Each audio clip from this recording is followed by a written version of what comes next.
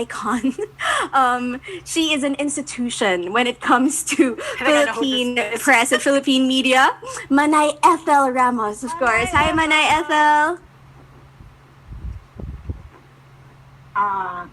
I'd like to ask this question from Lea. Hi, Tita Ethel. How are you? Fine, thank you. Lea. Yes, Tita. My first question: Why should I watch this movie? And how were you able? How were you convinced to do this movie? How were you convinced to do this movie? The director, not from the Philippines, but from abroad. I'm very young. Yes, very. Actually, I think Diane and I are around the same age, so we're not that young. Yeah, we are. Yeah, we were born the same year. Yes. How was I convinced? I mean, my manager in the US sent me the script, and he actually pushed really hard for me to do this. He said, you have to do this film. You should do this film because it's just the right thing to do. It is very topical, and you should do this. I mean, it didn't take that much convincing to do. And Diane and I had actually worked together. I think I recognized her when I met her at that sushi restaurant across the street from Circle in the Square. I looked at her face. I'm like, why do I know you? And it turns out that the two of us had worked together. She had directed me for a Discovery Channel documentary, something. And I can barely remember the experience now. But it was really funny that we had worked on that, and then we worked on Yellow Rose together. And so that's pretty much what got me into it. I mean, the script was beautiful. It was a character that is not so easy to like, which I think is something far more attractive than, far more interesting for me to play after having played many ingenues and heroines in my career. It was interesting to tackle and to try something where the character isn't really, really well liked. So trying to gain some empathy from an audience would be a little more challenging, unlike Rose, who is the hero throughout the entire narrative of the film. And I patterned this character after somebody that I didn't like, and it made for an interesting shoot for me, I guess, and trying to gain empathy for that kind of a human being. But yeah, recently I was reminded of why I didn't like this person, so it was interesting to be revisited by all of this, all at the same time. But yeah, I mean, what convinced me to do this? It was the power of the script, the power of the story, and the power of my manager's word saying, this is the right thing to do, you got to do it. So that's it. Lea. Yes, Tita. If I watch this movie, yes, will I consider it as unforgettable as Sana Maulit Muli? Ay, Tita, different experience. Cannot compare the two.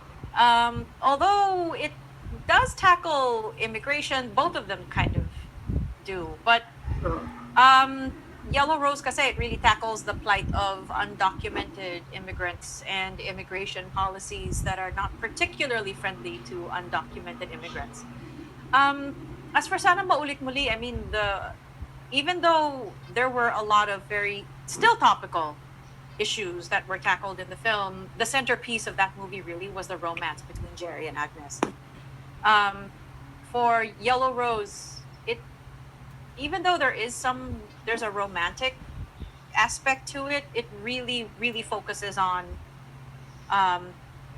the human component and the human, parang yung kung ano mga nangyayari sa mga tao, mga nadadamay, no thanks to a particularly unfriendly immigration policy in the United States. So it's really what happens when there is a lack of compassion. And so we see Rose's journey, and in seeing her journey, we are also then connected to all other undocumented immigrants, especially Filipino undocumented immigrants in the US. And so we get to see that. We don't always get to see what happens to folks going through that. So hopefully, you know, the folks that watch the movie are able to open their hearts and be a little more empathetic towards people who are going through it. Wala kang leading man dito, why? Wala pa. Wala. My character's married. Her husband is Caucasian and is somebody that does not really want to help Rose in her journey through this film. So you don't see me at all in any romantic sort of situation. That's for Rose to go through. My days of that are done. I'm done. I'm a supporting character and I just help to advance the protagonist's journey in this. So that is my role in this. It's about 15 minutes or so in the entire movie, but it's a pivotal 15 minutes, I would like to think. And I had a lot of fun shooting it. Any more questions, Manay Ethel? Thank you very much. Thanks, Tita. Come on, thank you very much. Thank you, Manay Ethel Ramos. Can I chime in? Go ahead. Yes, you were raising your hand. Yeah, I was raising my hand. This is my pitch to you guys. You know, one critic called our film "A Star Is Born Without the Addiction," and that was really a critic's quote, and that's really a big part of the story, and on multiple levels. It's the journey of a young woman pursuing her dream to be a country music singer. But it's also the introduction of a star in the form of Eva Noblezada that I think we're all very excited for you guys to meet. But it does follow that trajectory with this background of this very political issue. But in the end of the day, it's an artist's journey. And I really believe if you liked A Star Is Born, to see that with some Filipino faces is something that you can kind of relate to in the movie. Thank you. Thank you so much for that. That's an interesting quote. Okay, now let's go to another friend from the media. From One News Philippines, we have Von Belinario. Hi, Von. DJ Ai. Hi, everyone. Hi, my questions are for Miss Lea. Hi, Miss Lea. Hi, good afternoon. Hi, good afternoon. Miss Lea, a lot of theater fans are so excited for this project because we're gonna see two Kims in one That's right. film. So how does it feel to be working with a younger Kim? I mean, two icons in theater industry, two icons of Miss Saigon. How does it feel working with Kim? Or with Eva, rather? Eva. It was wonderful finally getting to work with her. And I think it was a good thing that her first shooting day was with me. Her first and second shooting days were with me. And the two of us already know each other. So I guess there was a good level of comfort for the both of us going into this. It's not like she was a total stranger. I mean, I met her, she was about 17 years old, and she was still doing Kim in the West End. I headed over to London for the big 25th anniversary gala. And that's where I met her. And then I saw her in Miss Saigon again in New York. And then I got to see her in Hadestown, and she blew me away, you know, on that stage. And she's going to blow people away with this movie. She really registers well on film. She wears her heart on her sleeve. And that's apparent just as a human being. That's just how she is. She feels things in a very, very deep way as a human. Just being around her and just talking to her, working with her. It's very transparent. Everything registers on her face. Everything registers in how she moves and in how she speaks. So it makes her a very natural actor, and she registers really strong on camera, and she's luminescent. She really glows on screen. And I think people are going to recognize her as a star. So I have been chomping at the bit for folks here in the Philippines to finally get to see this movie, but we're in the middle of this global pandemic, and everybody's gotten quite creative in how they are releasing the movies that have been in the can for at least a year. But I'm glad that Yellow Rose did get a theatrical run in the US. I'm glad that it's finally coming here and that there are platforms to make it available. I'm glad that it's able to come home, and I'm glad that audiences will be able to meet Eva this way.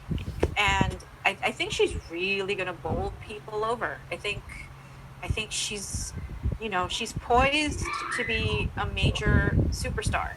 So I don't know if I told her this or if I was having a conversation with Diane about this. We must have been drinking. I must have said something.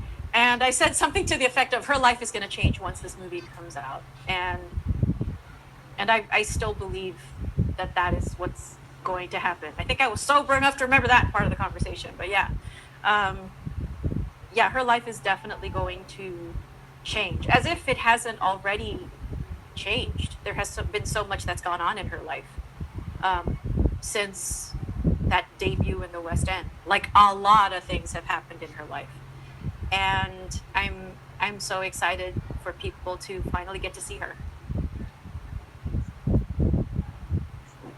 Yeah. Miss Lea, Yellow Rose is a tribute to country music, but aside from that, it tackles about immigration and deportation issues. Without being political, as a vocal supporter of Joe Biden's presidency, I want to know your thoughts on the recent actions of Joe Biden on immigration issues and policies in the U.S. Well, the previous administration's immigration policies have been touted as not particularly compassionate, and some of that is portrayed in Yellow Rose. There are ICE raids that are portrayed. So with Joe Biden announcing that, there will be, that DACA, I think, is returning, and that there will be a path to citizenship. For me, as the words are wonderful and I'm happy for them, but we'll only really be convinced if those words are turned into action. So it's hard to comment. I'm glad that he said it, but until I see it happen, I'm going to sit back and watch as things take place. Because words are great, and he's a wonderful guy, and I've met him, and he's fun, and he's funny, and just a really decent, lovely human being.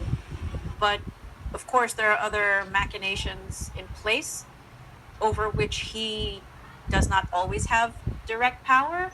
So we need to kind of watch and wait and see what happens, and then be able to judge fairly.